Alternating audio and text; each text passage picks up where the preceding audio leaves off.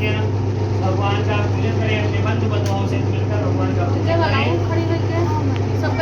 रावण ने मधुआ को पूजन कराया, गीता आरती करके अपने घर की पूजा है।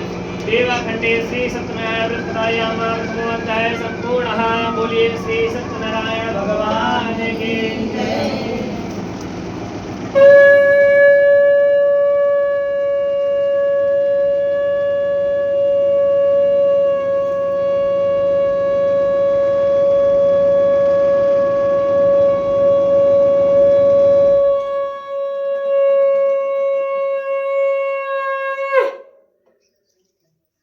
ऊपर सामने चला लो, फिर से अक्षर पुष्प दे दीजिए।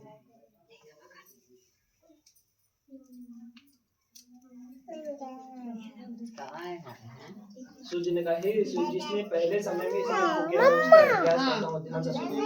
सुंदर काशीपुरी नगरी में एक अति निर्धन ब्राह्मण रहता था। भूख और प्यास से बेचैन नित्य पृथ्वी पर घूमता रहता था।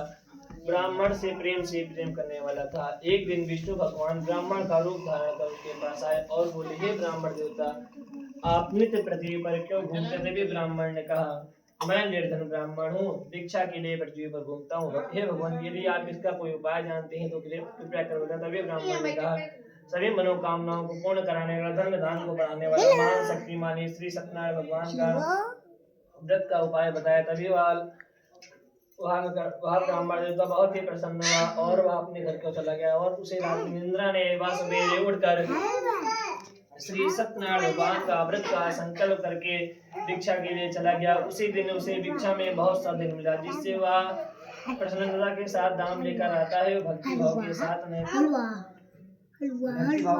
बंधु बांधवों से मिलकर श्री सत्यनारायण भगवान का विधि पूर्वक पूजन करता है और वह निकाह निकाल के संपत्ति से उत्तर संसार के समस्त एक समय की बात है। एक साधु मनोभाव अपने बंधु बांधवों से मिलकर श्री सत्यनारायण भगवान का पूजन करने को तैयार हुआ। तभी उसी समय लकड़ियां बेचने वाला बूढ़ा लकड़हारा आया और प्यास से लकड़हारा वो ब्राह्मण के घर में गया और ब्राह्मण व्रत करते हुए देखा और नमस्कार करने लगा, हे भगवान, आप यहाँ क्या करें और इसके करने से क्या फल मिलेगा? तभी ब्राह्मण ने कहा, सभी मनोकामनाओं को पूर्ण कराने वाला, धन दान को बढ़ाने वाला, महान शक्तिमानी श्री सत्यनारायण भगवान का व्रत व पूजन कर रहा हूँ। इसलिए इनके व्रत व पूजन से मेरे यहाँ धन दान आदि की वृद्धि हुई है। तभी लकड़हारा व्रत का सारा वैधान जानकर चरणामृत ग्रहण करके अपने घर को आता और इसी रात में निद्रा नहीं आती, वह सवेरे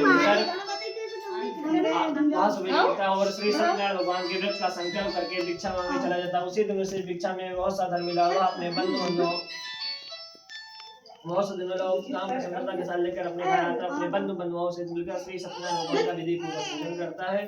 भक्ति भाव के साथ नैवेद्य के लेकर फल, जीव, दूध, दही इत्यादि सत्यनारायण भगवान के व्रत की समस्त सामग्री लेकर अपने बंधु बांधवों से मिलकर श्री सत्यनारायण भगवान का विधि पूर्वक पूजन करता है। धर्मार्थ इस व्रत को करने लगता है और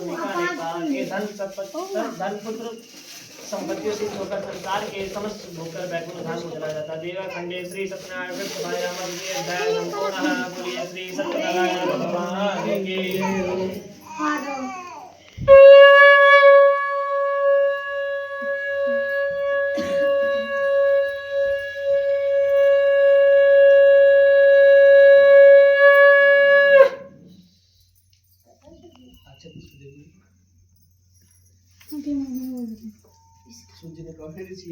अब मैं एक और कथा कहता हूँ, ध्यान से सुने। पूर्व काल में उनका मुख नाम था। एक बुद्धिमान राजा था। वह सदैव जंगली था, प्रतिदिन देवों स्थानों पर जाता, गरीबों को धन देकर उनके कष्टों को दूर करता था। उसकी पत्नी कमल के समान मुख वाली थी तथा सती सावित्री भी थी। भद्रशिला नदी के तट पर श्री सत्यनारायण भगवान का व्रत पूजन किया। पूजन करने के समय एक साधु नामक वैश्य आया। उसके बाद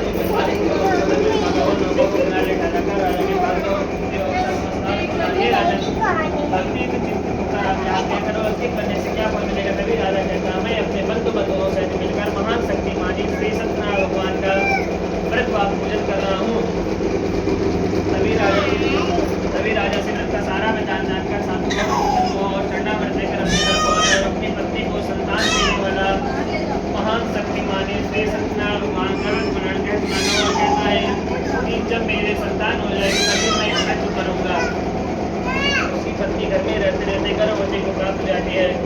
एक दिन उसके गर्भ से सुंदर कन्या का जन्म होता है। दिनों दिन वह ऐसे बड़ी होने लगती, जैसे जैसे शुक्ल पक्ष का चंद्रमा बड़ा होता है। तभी कन्या का नाम कलावती रखा गया। एक दिन लीलावती ने अपने पति से पीछे संतों में कहा, हे भगवान, आपने जिस व्रत का संकल्प किया था, अब उसका समय आ गया, अब आप उसे पूरा करिए। तभी साधु कहता है, हे प्रिय, मैं इस दिन को अपनी पुत्री के विवाह में करूंगा। ऐसा दिलासा देकर वह नगर में चला जाता है। साधु के पत्नी घर में रहते रहते कर धन को प्राप्त हो जाती है और साधु अपनी पुत्री को एक दिन सखियों के साथ खेलते हुए देखता है। तभी दूध को बुलाकर कहता है, जा मेरी कन्या के लिए शेखर को ढूंढा। तभी साधु की आज्ञा पाकर साधु का दूध एक कंचन नगर में पहुंच गया। वहां जाकर साधु की लड़की के लिए सहयोग मणि पुत्र को ढूंढ लाता है। तभी साधु अपने बंधु वर्गों को बुलाकर अपनी पुत्री का विवाह कर देता है। किंतु दुर्भाग्य की बात की साधु उस समय भी व्रत करने को भूल गया। तभी श्री भक्त हो गए उनको तभी साधु अपने कार में कुशलता पाकर एक दिन अपने नौमान के साथ कुछ ही दूर जाकर नगर के किनारे एक राजा चित्रकेतु के दरबार में व्यापार करने लगा। एक रोज भगवान सत्यनारायण की माया से राजा का धन चोर चुरा कर ले जा रहे थे, किंतु राजा के दूतों ने पीछे रख दिया। तभी चोर वहां धन रख लेते हैं जहाँ सत्यनारायण दोनों ठहरे हुए थे। तभी राजा के दूत आते हैं और साधु पैसे के साथ देखते हैं कि राजा का धन रखा हुआ, तो उन दोनों को प्रसन्नता के साथ बांधकर राजा के समीप ले जाते और बोलते हैं, हे राजा, आप दोनों चोरों को पकड़ लाए जो आपका धन चोर चुरा कर ले जाए। तभी राजा की आज्ञा अनुसार उन दोनों को कठिन कारागार में डाल दिया गया। उनका जितना भी धन था उनसे छीन लिया गया। सारी मानसिक पीड़ों से साधु के घर में भी उतना धन रखा था उसे चोर चुरा कर ले गए। एक दिन धूप प्यास से बेचैन साधु की पुत्री एक ब्राह्मण के घर गई। वहाँ उसने श्री सत्यनारायण भगवान का विधि पूजन होते देखा और प्रसाद करा कि रात को अपने घर आती। तभी साधु की पुत्री से पूछती, हे पुत्री, तेरी मर्जी क्या है, बता क्यों? कहा कि मेरी साधु की पुत्री कहती, माता मैं एक ब्राह्मण घर गई थी, वहाँ मैंने श्री सत्यनारायण भगवान का विधि पूजन होते देखा था कि लीलावती अपनी पुत्री के बाद छठ पूजन की तैयारी करने लगती है और अपने बंधु बंधुओं से मिलकर श्री सत्यनारायण भगवान का विधि पूजन करती है। तभी श्री भगवान इस तरह से स्पष्ट हो जाते हैं और साथ ही क्या प्रार्थना करती है, भगवान मुझसे या मेरे परिवार से जो भी उसके लिए क्षमा करें और क्या प्रार्थना करती है, मेरे पति मेरे धर्म करा जा रहे हैं। तभी ऐसे भगवान स्पष्ट हो जाता है और राजा चित्रकेतु को स्वप्न में दर्शन देकर कहते हैं, हे राजन, तुम उन दोनों पैसों को छोड़ दो, नहीं तो मैं तुम्हारा धन कुछ आदि संकट कर दूंगा। ऐसा कहकर अंतर ध्यान हो जाते हैं। रात काल राजा होता है और सभा में अपने शब्द को सुनाकर तुम दोनों को बुलाता हूँ, नए वस्त्र आप प्रदान करती हूँ। कहते हे मान भाव, उससे या मेरे परिवार से जो कोई उसके लिए क्षमा करे, ऐसा कहकर क्षमा प्रार्थना करते तभी साधु अपने नगर की ओर चला जाता है। देवा खंडे श्री सत्यनारायण द्वितीय अध्याय संपूर्ण। बोलिए श्री सत्यनारायण भगवान की।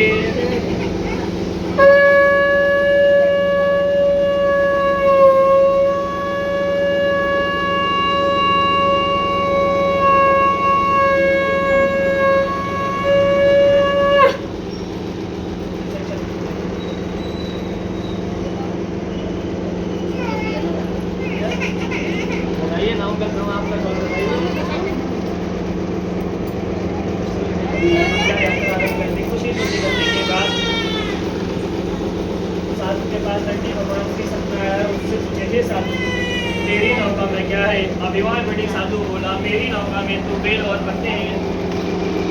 ऐसे कठोर वचन सुनकर भगवान ने कहा, हे साधु तेरे सत्य हो। ऐसा कहकर कुछ ही दूर जाकर समुद्र के किनारे बड़े से दरख्त के नीचे बैठे।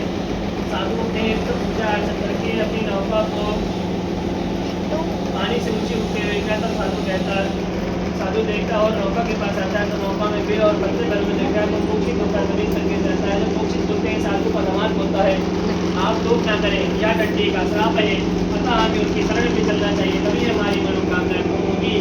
तभी साधु वैसे डंडी भगवान के पास जाता है, भक्ति भाव से नमस्कार कर बोलता है, हे भगवान, मैंने जो आपसे अशुद्ध वचन किया थे उसके लिए क्षमा करें और पहले ही जब मेरी नौका में चल पड़े। तभी साधु की स्तुति सुनकर भगवान प्रसन्न हो गया। साधु की इच्छा अनुसार वरदान देकर जब साधु अपनी नौका के पास आता है और परिपूर्ण देखा तो वह श्री सत्यनारायण भगवान का विधि पूर्वक पूजन करके तत्पश्चात अपने घर की ओर जाता है। जब नगर के निकट पहुंचता है तभी साधु अपने दूध से कहता है, जा मेरी पत्नी से गया जाती। साधु अपने दमाद से नगर के समीप आ गए। तभी साधु का दूध जाता है। साधु की पत्नी से कहता है, माता। साधु अपने दमाद से नगर के समीप आ गए। तभी साधु की पत्नी लीलावती कलावती से कहती है, हे पुत्री, मैं अपने पति के दर्शन करने जा रही हूँ, पूजा कार्य कर शीघ्र आ जाना।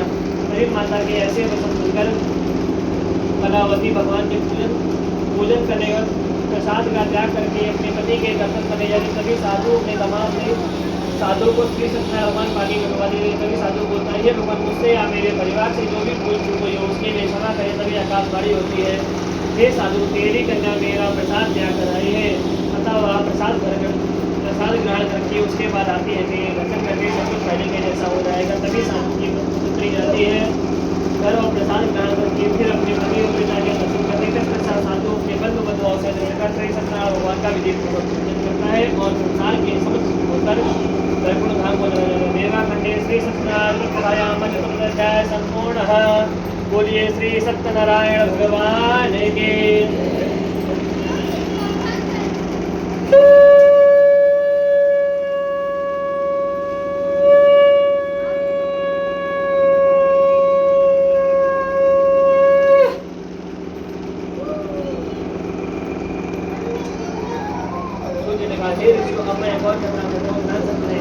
प्रजापाल नामक नाम का एक बुद्धिमान राजा था। वह सदैव और जनता था।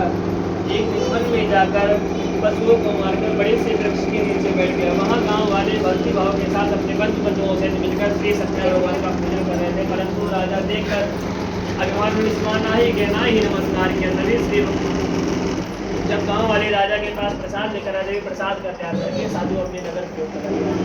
वह जब नगर के निकट पहुंचा तो वहाँ सब कुछ नष्ट पाया तो वह जान गया भगवान का क्या हुआ है, अतः हमें उनकी शरण में चलना चाहिए।